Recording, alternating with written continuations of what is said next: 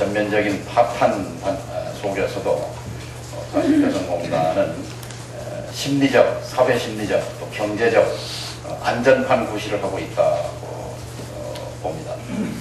오늘 아침에도 출근 버스 2대가 개성으로 갔습니다. 하루에도 400~500대 차량이 통행을 하고 이것이 엄중한 상황 속에서도 안정감을 우리 국민들이 갖는 데 중요한 심리적 안전판이라는 점을 강조하고 싶습니다.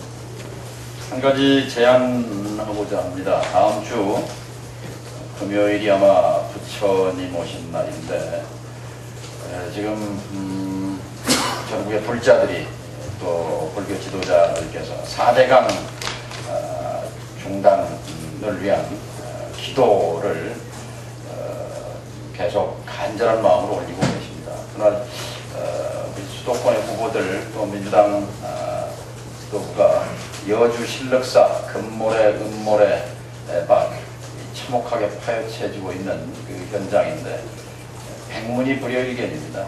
현장에 가서 본 사람 모두 다 참혹함에 충격을 받곤 하는데 특별한 일정이 없으면 21일 날 당력을 부처님 오신 날 여주 신력사 앞 강변에서 4대강 심판의 의미를 좀 더 분명하게 부각할 필요가 있지 않겠냐 하는 말씀을 드립니다.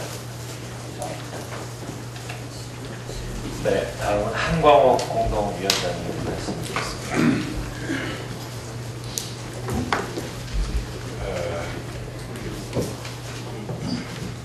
어제 경기도 지사 후보 단일화를 위해서 우리는 봤습니다.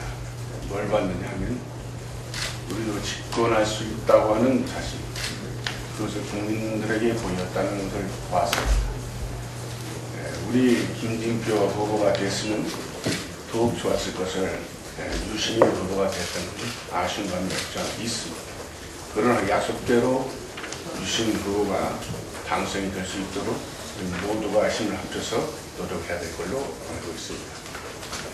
이제까지 우리 당에 대해서 과연 민주당이 집권을 할 수 있느냐 없느냐, 의지가 있느냐 없느냐 하는 것을 많은 국민들이 의심을 했던 것도 사실이고, 그에 따라서 우리 당에 대한 지지율이 높지 않았던 것도 사실입니다. 그러나 이제 우리 민주당이 기득권을 버리고 또 마음을 열고 또 약속을 지키면서 모두가 한 마음이 돼서 소위 이명박 정부를 갈아치울 수 있는 그런 의지가 있고 능력을 배양시키고 있다는 한 증거로서 어제 우리는 경기도 도지사 후보의 결정을, 그 과정을 잘 봤습니다.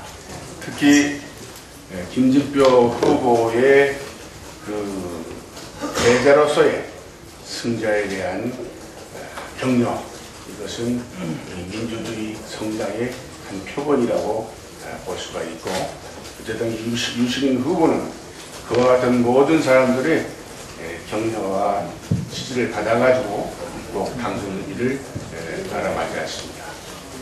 다음으로 우리가 알아야 될 것은 이 선거에서는 이겨야 됩니다.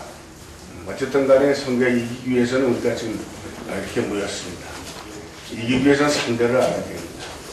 상대는 지금 정보 또는 공안, 이 모든 걸 총동원하고 있지 않나 이렇게 생각이 들고, 과거에 자기들이 저질렀던 일조차도 반성하지 못하고 오히려 국민을 공격하는 적반하장적인 그런 태도를 보이고 있고, 오만불손한 태도를 보이고 있습니다.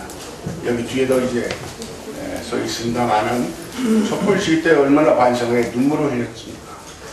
또 4대양도 얼마나 많은 사람들이 지금 반대하고 있습니다. 이것을 받아들이지 못하고 오히려 공격적으로 자기들이 강행한다고 하는 것은 민주주의와 멀게 되어 있는 겁니다. 민주주의와 먼 행태입니다.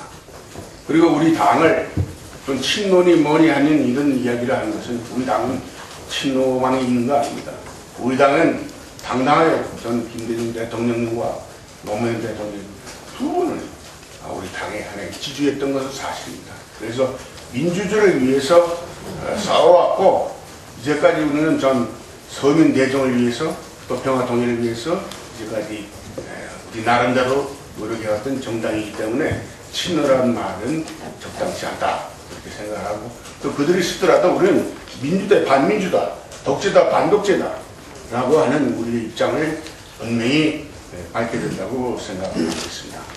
어쨌든 간에 이번 6.2 선거는 중간 평가를 전 이명박 정권에 대한 중간 평가를 해야 되는 입장이고 또 우리로서는 집권을 해야 되는 중간 단계인 만큼 우리 모두가 이런 한 가지 한 가지를 전부 파악을 해서 계속 노력을 해야 되겠다 이렇게 생각하고 또 오늘 이야기 들어보니까 한명수 서울시장 후보로 단일화 된다고 하는 것은 대단히 반가운 일이다 이렇게 생각해서 수도권에 서울의 한명수 후보, 인천의 송영길 후보, 경기의 유시민 후보 이 세 번을 수도권에 반드시 우리가 경선시킬 수 있도록 노력을 하고 여기를 비롯해서 전국적으로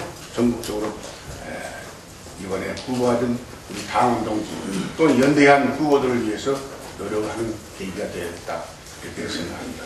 그리고 모두가 승리를 위해서 제가 항상 말씀드린 바와 같이 옹기종기한 모인 그런 그 감정 조그마한 생각들은 다 버리고 큰 승리를 위해서 이 나라를 위해서 우리 사회 진료를 위해서 성내 승리를 위해서 노력하는 자세를 계속 가지길 부탁드리면서 이제 말씀을 마치겠습니다. 네, 다음은 김민석 공동 선대본부장.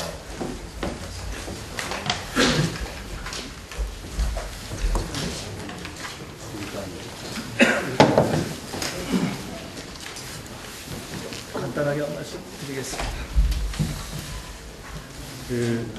경기도에서 2번과 8번이 만났습니다. 2와 8이 합치면 경기도에서 2번과 8번이 만났습니다. 2와 8이 합쳐진 것입니다.